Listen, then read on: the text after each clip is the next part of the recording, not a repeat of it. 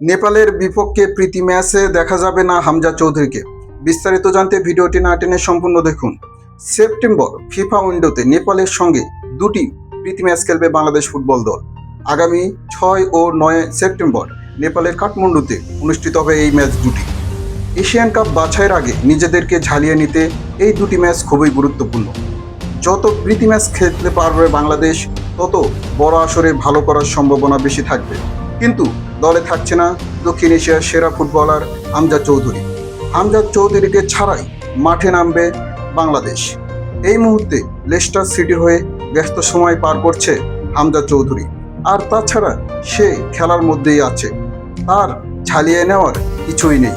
Bangladesh FIFA র্যাঙ্কিংয়ে 184তম স্থানে অবস্থান করছে, অপরদিকে নেপাল 178তম স্থানে অবস্থান করছে।